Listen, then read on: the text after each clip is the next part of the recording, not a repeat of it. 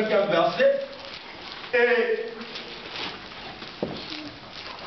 Luc 1 toujours, du 26e verset jusqu'au 38e verset. Là, ça nous parle de la partie de Jésus-Christ de Nazareth, l'homme de Galilée.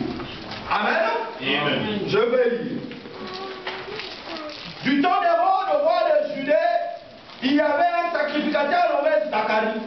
De la classe d'Abia, sa femme était donc les filles d'Aaron et s'appelait Élisabeth.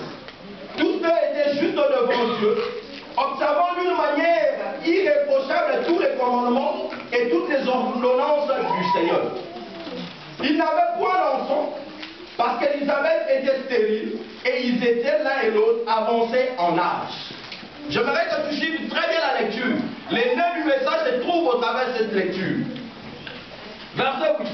Or, pendant qu'il s'acquittait de ses fonctions devant Dieu, le tour de sa classe, il fut appelé par le sort, d'après la règle du sacerdoce, à entrer dans le temple du Seigneur pour offrir le parfum.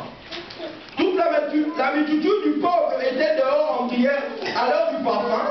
Alors un ange du Seigneur apparut à Zacharie et se tint debout à droite de l'autel de parfum. Zacharie fut troublé en le voyant et la frayeur s'empara de lui. Mais l'ange lui dit, ne crains point, Zacharie, car ta prière a été exaucée. Ta femme Élisabeth enfantera un fils et tu lui donneras le nom de Jean. Il sera pour toi un sujet de joie et d'allégresse. Et plusieurs se réjouiront dès sa naissance. Car il sera grand devant le Seigneur, il ne boira ni vin, ni liqueur enivrante, et il sera rempli du Saint-Esprit de l'essaim de sa mère. Il ramènera plusieurs des fils d'Israël